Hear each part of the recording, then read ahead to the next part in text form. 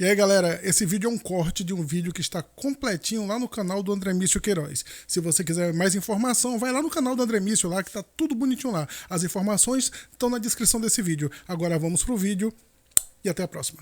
O cangaço, existem já relatos de por volta do século XVIII, do meados do século XVIII, segunda metade do século XVIII. 1700, mais ou menos? 1700 e pouco, certo? Já com o Cabeleira em Pernambuco, na zona da mata de Pernambuco. O Cabeleira, que foi um bandido daquela época, que começou a se aproximar aos moldes de grupo, né? Que formou um grupo e começou a praticar assaltos naqueles engenhos, naquelas propriedades, tal, formando um grupo. Então né? esse foi o primeiro bandido que se tem notícias, Cabeleira. assim, o Cabeleira, certo? E depois dele, aí teve o Lucas de Feira, que era de Feira de Santana, um escravo fugido, que formou um grupo também, que praticou diversos crimes, tal, e em Feira de Santana, na área de Feira de Santana, na Bahia, certo? E esses foram os antecessores, podemos dizer assim, que aí surgiu o Antônio Silvino, né, que nós é mais contemporâneo, né, que esse aí sim, já nos moldes de cangaço lampiônico, né, podemos dizer assim, Antônio Silvino. Antônio Silvino, um cangaceiro pernambucano, natural da cidade de Afogado na Engazeira, certo? Que entrou para o cangaço para vingar a morte do pai. Esse realmente teve o pai assassinado, aquela história toda, né? E entrou para o cangaço para vingar a morte do pai e se tornou um cangaceiro profissional. Ele foi capturado em 1914 pela volante de Teófanes Torres, certo? Que era, naquela época, se eu não me engano, era major, se eu não me engano. E foi preso, foi condenado, cumpriu pena em Recife, na cadeia pública de Recife, e cumpriu vários anos de pena. E depois de cumprir a sua pena, foi liberado e viveu até, se eu não me engano, ele morreu em 1944, Antônio Silvino, certo? Morreu em Campina Grande, uma casinha simples, mas foi o primeiro cangaceiro assim a ter um renome, que era chamado Rifle de Ouro, tal, e teve vários fatos, vários assaltos importantes, engenhos. Ele foi um cangaceiro diferente porque ele tanto atuou ali na área do sertão, como também teve algumas incursões pela zona da mata, coisas que não aconteceu com o Lampião, né? O Antônio Silvino, tem relatos dele em alguns engenhos aqui da zona da mata de Pernambuco e até aqui no Rio Grande do Norte. Ele teve também em Caicó, teve um combate em Caicó, certo? Aqui o pessoal falou que ele teve uma questão, um Foi. seridó aqui mesmo. Foi, Caicó. Você tá falando no chat. Exatamente, em Caicó. Me foge até o nome da fazenda, se eu não me engano, Fazenda Pedreira, em Caicó, se eu não estou enganado. E ele foi preso em 1914, certo? E cumpriu a pena e foi liberado e conseguiu ainda ter uma sobrevida e morreu em 1944, em Campina Grande. E depois dele, aí sim, veio o cangaço lampiônico, né? E toda aquela história. Não sei se já podemos entrar já na questão de Lampião. O que é que você diz? Que a gente já pode adentrar nisso? Primeiro que eu queria entender a questão das possíveis causas, porque o pessoal quer chegar a uma única causa do surgimento do cangaço, que seria a miséria e a pobreza no sertão. É, isso. E eu acho que, pelo que você está dizendo, cada personagem teve uma causa, né? Uma causa, e não foi simplesmente só a miséria, né? Não. Eu diria que foi a questão do abandono que vivia o sertão do Nordeste, foi um fator importantíssimo, né? Era uma região onde não existia justiça praticamente. O coronel era quem mandava. Educação zero, como até hoje não está muito longe, mas naquele tempo você imagina 100 anos. Vamos colocar 100 anos atrás, para não ir muito atrás, né? Você imagina 100 anos atrás, né? Educação não existia, o Estado totalmente ausente, distante de tudo, sem estrada, sem comunicação, sem nada, praticamente. Isso aí era um ambiente bastante fértil, né, para que o bandido se enraizasse. Onde o Estado é ausente, a facilidade para que o crime se enraize, para que o crime desenvolva é enorme, né? Isso aí foi um fator realmente que... Então é uma terra sem lei.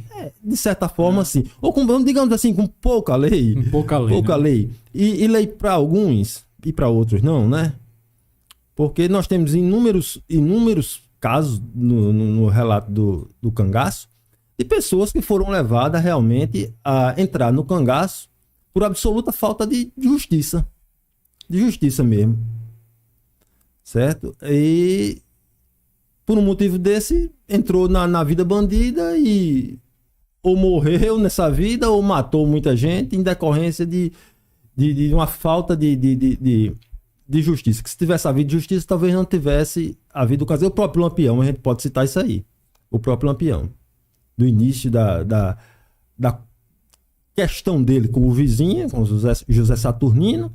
Talvez se o Estado tivesse sido mais presente, tivesse resolvido aquele problema, como deveria ter resolvido, talvez nós não tivéssemos a figura de Lampião e do cangaço, né? Do cangaço nem tanto, porque o cangaço já existia, né? Mas a figura de Lampião talvez não tivesse tido. Mas com a ausência total do Estado, fez com que aquela guerra se perpetuasse por anos e transformou aquele jovem sertanejo, né? Aquele proprietário rural de classe média, de classe que ele não era de família extremamente humilde, como as pessoas muitas vezes pensam. Pobre, fome. Não era por aí, né? Ele não era. Mas se transformou num bandido, né? Num fora da lei, Talvez se o Estado tivesse chegado juntos, fosse presente e não tivesse tido. Então, de certa forma, nem tanto a miséria, mas a ausência do Estado, a forma como o Estado lidava com as questões de violência. Exato, eu diria a ausência. Né? Aí vem a questão da educação também, né? Era muito precário antigamente. Olha, né? a gente vê as coisas se repetem, né, rapaz? Se repete, né? Se repetindo, exatamente. Se repete. É uma coisa que acontecia há 150 anos, 100 anos, 150 anos, ainda não deu para corrigir, né? Ainda não deu para corrigir.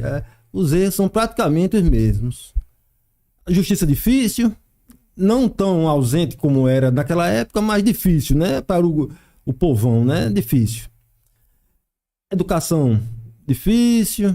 O que melhorou em relação àquele tempo são estradas, tal, que não tinha naquele tempo, mas esses dois fatores, a educação e a presença do Estado como braço forte, ainda está meio que difícil, ainda meio mandembe, né? Você vê uma cidade como o Rio de Janeiro, por exemplo. Exatamente. Existe vácuo de poder ali, né, nos morros cariocas. Aquelas comunidades, o que é que acontece ali naquelas comunidades? Né? A ausência total do Estado. Total.